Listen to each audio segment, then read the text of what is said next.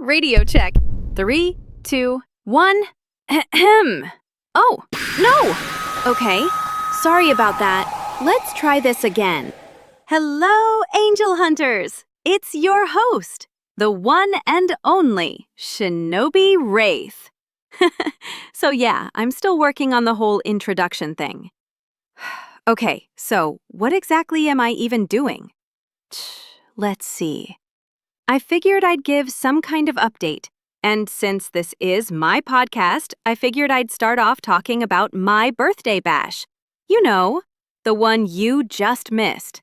Oh, my devil! I can't believe how much fun I had. I even got a letter from the president. No, not the stupid dummy president who says nothing when he talks. The actual shadow president. Lenda, what the hell are you doing? Dang it! I forgot to lock the door. Oh look, it's Nero and Nano. I thought I gave you guys a different time. Yeah, and I just asked Nano to track you down. He is a walking computer, stupid. You! Right back at you. Ugh, you're so annoying. Anyways, what's up, Nano? How's it going?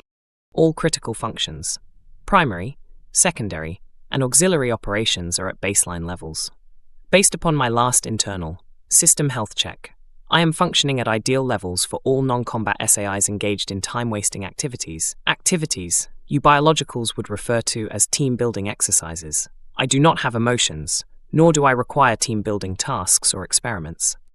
Hey, Nano, I have a question. Can you, do one of those things where you tap into the subcast thingy? I'd like a little music while we chat with the reader. Processing your request. Background music in 3, 2, 1. No, not the stupid Illuminati music the author uses in his intro. It's so lame. Pfft, he's not even in the Illuminati, you know. What's wrong with you? Why would you even think I would want that? Cancelling now. Would you like hip-hop music similar to the Patreon edition where you abducted the narrator and hijacked the show? No, and I didn't abduct him. Stop saying that. You're such a liar. What? Why am I a liar? Ha ha ha ha! You tied him up and sabotaged his Patreon. I did not sabotage his Patreon. I figured he could use a break, you know. You're horrible. I have been informed by the narrator via subcast that our mission is to update the reader on the progress of things. He did not specify what he meant by things, but I am certain idle chatter does not count. It is advisable that we complete the task assigned to us, unless you two biologicals do not mind being the target of the narrator's wrath in the next episode. A course of action which is highly unadvisable. Please. He would never do that. He loves us too much. Yeah, I agree. Wait, what? You actually agree? Whoa, you must have a fever. Get away from me! Do angel demons get fevers? I feel like that's redundant. We don't. And I was only agreeing with you because I'm the star of the show, not you. He can do whatever he wants to you. Maybe in the next episode, you could get thrown in the alligator pit down in the dungeon. That's just a silly myth. They don't actually have alligators down there. Yeah, they do. You don't remember when Wicked Stepmother told us? Wow, you're so gullible. Curse you and that damned sword of yours. And you too, Nano, for the stupid sound effects. Ha! Ha! Very funny. Not only are you a walking toaster oven, but you're also a comedian. Well, I thought it was pretty funny. You should see your face right now. You look so enraged. Relax. We don't need the listeners thinking you're any more of a hothead than you already are. I will now communicate to the reader our current objective since my 2 squad mates are incapable of following protocol when sensei or mother are not around. According to my precognition module, Clairvoyance, the author would like to thank you for your continual support. He requests that you subscribe to this YouTube channel. Also, it is imperative that you leave a like. This is a priority mission. The more humans that subscribe, the faster he can implement less procedural and more substantive content, which also supports the primary mission, which is to destroy the 4-dimensional world. I have determined that the author has approximately 4.5 years left of physical existence based upon his chronic condition and irresponsible life choices. The clock is ticking is the appropriate maxim any human of minimum rhetorical merit would use in this case. I will now utilize humor. Human laughter. Ha! Ha! Okay, that was disturbing. I hope you didn't scare off any potential listeners. He's not dying, just, finding...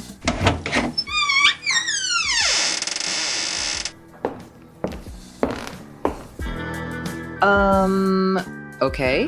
What are you guys doing? Oh, hi, Elizabeth. Nothing. Why do you have a microphone again? I think I know why. Because, you see, it's a long story, that's why. Wait a minute. Are you guys breaking the fourth wall? Please tell me you're not breaking the fourth wall. Well, what if I told you we had permission? Don't. Seriously. It's creepy. You're kind of breaking the rules too, you know. Since you haven't been officially introduced in the story yet. Let's see. We're only on episode number 4. Yeah, I think we have quite a ways to go before they meet you. That's not the point. Okay, what did the narrator ask you to do? I'm sorry. Supposedly ask you to do. Well, he asked me to do a lot of stuff. Linda, I am not in the mood for your games. I have a ton of work to do and only a little bit of time to do it. Nero, what did the narrator ask of you? Spit it out. He asked all 3 of us to give a fresh update. But good old playful Lenda here tried to ditch us. Which was a stupid idea because... Sweet vampire! I did not try to ditch them. Okay, maybe I did. Just, you know, they're boring. Okay, you know what? First, Nano, kill the music, please. Second, I don't care about who ditched who. Sensei's looking for you. He said you told him you needed more time to finish your homework assignment. In fact, I have no problem calling him right now and informing him that you all are in here not working on your group project. Instead, you're in here violating the fourth wall. Should I tell him that? No! Okay, it's Nero's fault. The whole thing was his idea. I swear on the vampire goddess. You dirty blonde. How dare you blame me? You're the one who tried to trick me and Nano so you could steal the spotlight for yourself. You know what? I should kick your ass. Dirty blonde? Really? Country bumpkin. Nah. That's it. I'm taking you down. Oh yeah? Lay a finger on me, and I'll feed your soul to my sword, brat boy. A sparring match within the confines of Nero and my shared living space would be highly ill-advised. Sensei would not be kind in the event of collateral damage. The odds of such damage during an extemporaneous skirmish are significant. Another variable to consider is that, based on my calculations, it would not be a fair fight, considering Lenda is in possession of a sword forged from the shattered remains of the demonkin progenitor. A weapon with the capability to devour souls. You would immediately have yours devoured, Nero, and the fight would be over in approximately 17 minutes and 22 seconds. Who asked you, computer boy? Nah. Haha. That's it. I'm calling your sensei.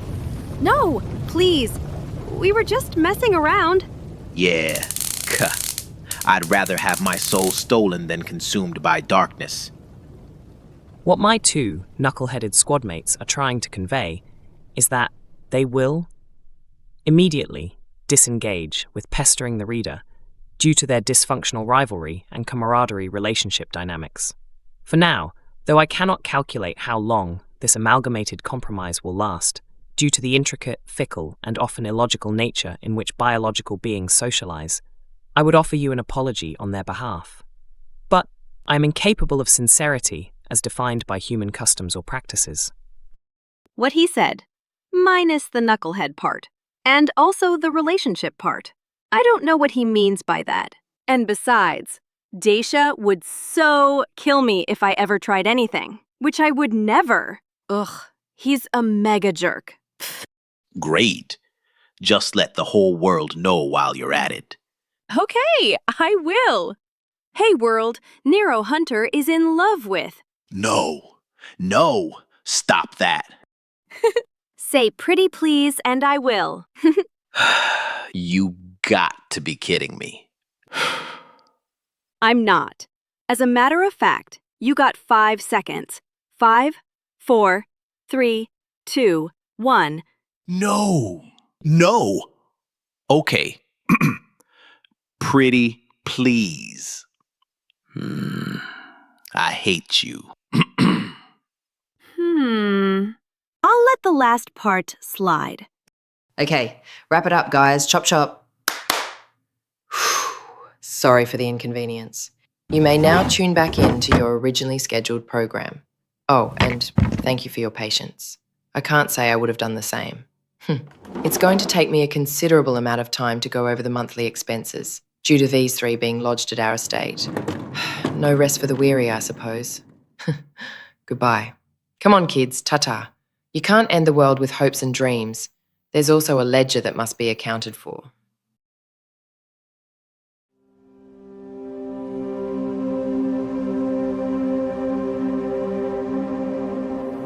Welcome to Angel Hunters.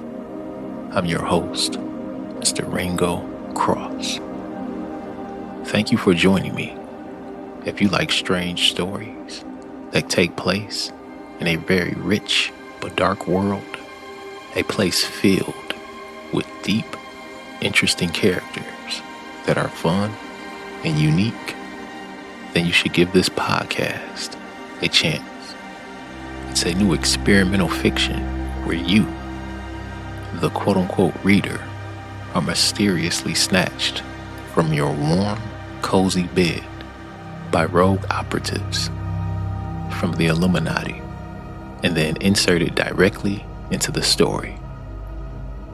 Don't worry, you'll be right there with our troublesome squad of wannabe doomsday starters as they learn how to properly do their job of world ending. So make sure you hit the like button, or Sensei might smile, and you know we can't have that. If he smiles, it might shatter the universe, or even worse, get him yelled at by his lovely fiancée, Anna Marie.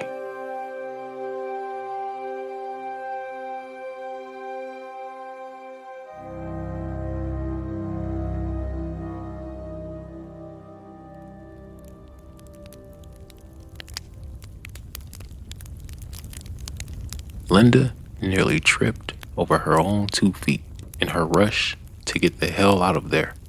She placed her back to the wall and sighed in relief after receiving a first-rate scalding from Sensei William Chosen. Don't steal anything. Who does he think I am? Some kind of out-of-control kleptomaniac? She mumbled to herself before peeking over at you with one eye to see if you actually caught her in the act of talking to herself. Her cheeks reddened when she saw that you did indeed hear and see the whole thing. The gig was up. She threw her hands up like screw it and told you. Screw it. Everyone talks to themselves. Don't act like you don't. A devious grin crept across her face. She was about to tell you something even crazier, but gestured with a finger for you to wait. Then she rushed back into the classroom, made a bunch of noise as she bumped into one of the desks, apologized for intruding yet again, and then apologized for knocking over a stack of papers, quickly grabbed her sword off her desk, and then rushed back out to you. You could hear Wicked stepmother Susan and Sensei William Chosen loudly castigating her for her actions as they cleaned up her mess. William beat her to the punch and said, It's fine. And do not come back into this room to help. If you do, I'll put you on latrine duty. Great idea. She can start by scrubbing my toilet. Whoever was your last guest made quite an impression, if you know what I mean. Lenda smiled at you after stopping herself from going back in there to help clean up the papers she had knocked over. It's funny how she made that universal expression with her eyes that conveyed her embarrassment and annoyance at the fact that they were in there talking about her, saying things that were not the slightest bit nice, such as who was the worst student between her and Nero. She sighed in relief when Sensei proclaimed that Nero was the most difficult student. Relief that only lasted about 2 seconds. She had to stop herself from howling in disbelief when Wicked stepmother countered Sensei by saying, Yeah, he might be the worst. Meh. Lenda is a blabbermouth, so it is close. Lenda glared angrily at you and squeaked. I am so not a blabbermouth. Can you believe those two? At least you understand me. And no, it's not because you're not allowed to talk. It's because... Her flattery was abruptly interrupted by a borderline jump scare from their always deadly, always serious sensei. He leaned out the door and frowned in disappointment when his suspicions were confirmed, and because he had snuck up on a fellow ninja. Let's tackle the first issue. Yup, she was indeed out here in the hall, running her mouth instead of doing as instructed. Next, let's talk about ninja on ninja crimes. It was something of an unspoken rule that a true shinobi never let their guard down. It was a really bad look for him to be able to sneak up on her like that. Sensei, you scared me. It's not what it... He slammed the door in her face before she could finish saying that universal saying everyone said when they were busted. The sad part about it was that this was probably one of those rare times when someone said, quote unquote, it's not what it looks like, and it was true. Because it wasn't what it looked like. It actually wasn't. She really wasn't blabbering. To add insult to injury, he shouted for her to, quote unquote, hurry up through the door he had just slammed so rudely in her face. Lenda exhaled loudly in frustration before laughing at her own unlucky break. Then, after picking the pieces to her face off the floor, after that terrible door slam, she took a deep breath in dramatic fashion, turned to you, and meekly said, sorry. She did this while tapping on the side of her hand-carved sheath to her ninja sword. The wiry gold, spiraling serpent patterns slithered around the rough-tooled demon skin leather.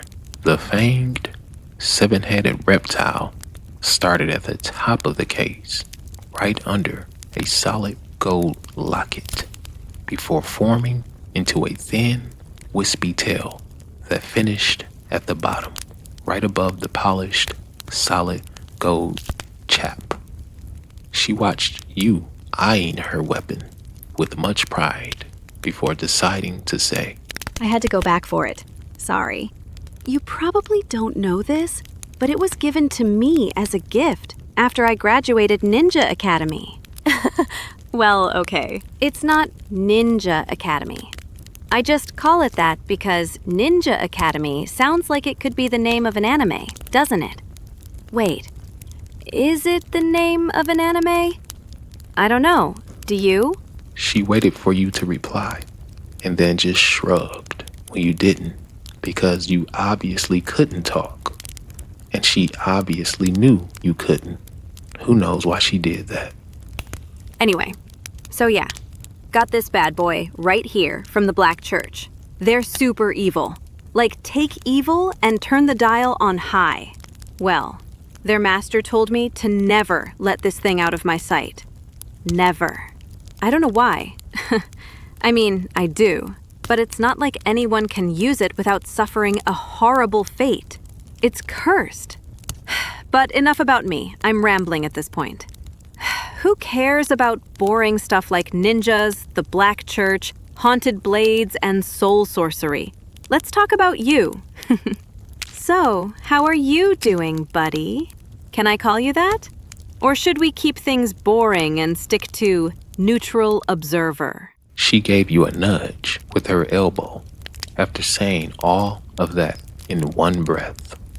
You were about to respond to everything she said, but stopped mid-gesticulation when you saw her very odd and sudden gesticulation. She dashed back and did a modified triple pirouette back towards you, which only added to the strangeness and suddenness. Laughter filled the hall as she confessed to learning how to do ballet before learning how to, quote-unquote, do ninja. If her playfulness was unexpected, then you were in for a surprise when she went and dialed the crazy up a notch. She waved her hand around like she was showing off the place, and then spoke in this bizarre tone as if she were a carnival barker. Good evening, fabulous reader. Nice to see you again. I'm sure you know my name, but I'll tell you anyway. Hi, I'm Lenda Nancy Landbird, and today I'll be your tour guide as we walk around the super terrific, bathoric, historic, vampiric, demonic estate. Ecstatic? No, not really. Fantastic, because after I show you around, you will be. Oh, and please, call me Nancy. Lenda is fine, too. Just don't call me that in front of my mother. Her first name is Lenda, too. It's a vampire thing. Very confusing, I know. But like I said, don't worry. Everything's marvelous. While we're on the topic of marvelous things, I must say you look marvelous today. Oh, wise reader, it's so great to be friends with someone who knows when to put on airs. She hopped back about one step away from you and waved her hand around in a sweeping arc. Okay, so we are currently standing in the quote-unquote Blood Hall. No idea why they call it that. Huh? I guess it's a vampire thing? You know, to attach blood to as many things as possible because it sounds cool, I guess. Even though it really doesn't when you think about it. But whatever, we're not here for that. We're here to show you around. Yay! Now let's go exploring, Mario. She paused for a second and placed her hand under her chin to think before pointing at the wall behind you. Okay. So, behind you is the southern wall, which also happens to be the very back of the manor. Outside that door is the back lawn and northern aqueduct arch. Try not to get mad, but Sensei only gave us like 30 minutes, so I'll have to skip a few things. But yeah, if you look outside that window, you should be able to see what I'm talking about. But don't you worry your pretty little head. You'll get to see it when we go back there and meet up with the squad. Am I talking too fast or too much? I tend to do that. That or ramble off topic. But no, I am certainly not a blabbermouth.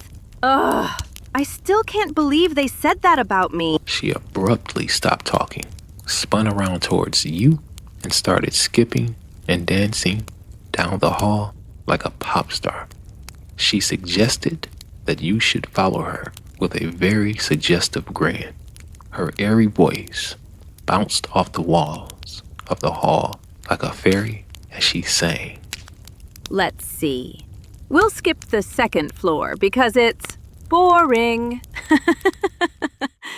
I'm sure we can make it a part 2 or 3 or something after you fall in love with my tour guiding skills. Oh, and I have no clue what the square footage is, so don't bother asking. Oh, and the mansion has 2 floors plus a really large attic. Oh, but I guess then that would be, what, 3 floors, huh? Pfft, whatever. I ain't no architect. She pointed way back down at the door of the room Sensei had slammed in her face not too long ago, and then said rather cheerfully, Dang, I almost forgot. The room where we just had our super boring orientation? Yeah, that room. It's called a parlor, I think. Very nice. It has a full bar, which I can't use because I'm only 16. Unless they serve Coca-Colas. Yay! There's a bunch of antique cabinets, which look nice. And that sweet violin behind the glass there. Which, oh my god, if only I could get my hands on that thing. You know, not to fence or anything, just to hold like a baby. Never mind. That sounds stupid.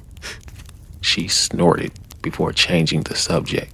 Okay, so, just past the parlor is the Countess's office, and then the blood hall, which we are currently standing in as we speak.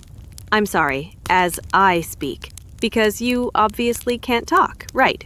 Does it bother you when I say that? I'll try not to say it in the future, but you know, this is new to me too, you know? Having you included in the story like this? I wonder if that's ever been done before. Huh, who knows? Lenda skipped a few paces forward and waited for you to catch up before leaving you behind once again.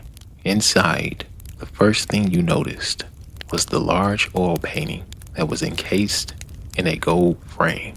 It was a grandiose self-portrait of Anna Marie's third great-grandmother, the infamous Countess Elizabeth Bathory. Apparently, she was the progenitor of their clan. She also had a terrible history of luring young maidens to her castle with the promise of finishing school, only to finish their souls by stealing their blood in a cruel, prolonged affair that selfishly fortified her vitality. It's also how she became a vampire. Her cruelty was legendary and piqued the interest of the fallen angels, who decided to make her a part of their extended family. How they turned sadistic humans like her and Vlad the Impaler into vampires was a trade secret no one knew. Next to the painting were 2 busts of Anna Marie's late mother and father, who were slain by an assassin from the Dark Order. The sculptures were hand-carved from marble and sat atop 2 stone plinths that had an antique finish. The last portrait on that side of the room belonged to her dead grandfather. Something about the artwork, other than its flamboyance, caught your eye. The vampire in the picture shared a striking resemblance to Lestat from the Vampire Chronicles. I don't know if you know this, but the Bathory clan is the second oldest bloodline, the Dracul bloodline being the first. Both are super strong, but you don't want to be a member because they're always fighting each other. Ugh, it's ridiculous. I have no idea how we're going to destroy the world when we can't even get them to stop destroying each other. Lenda kindly explained to you. Through another doorless entryway was the antechamber, which connected to the grand saloon. Adjoined to the portrait room was the fitness room. It was a sizable area with an indoor pool, weight room, cardio area, and 2 small locker rooms. The antechamber was decked out in Victorian decor, which was thoroughly represented throughout the main floor. Yeah, it was beautiful, all right, but only in a quote-unquote, this is how I imagine every rich vampire styles their home kind of beautiful. So much so that you began to wonder, was there some kind of propaganda pamphlet that went out to all the vampire aristocrats that screamed, Victorian is the only home fashion for me?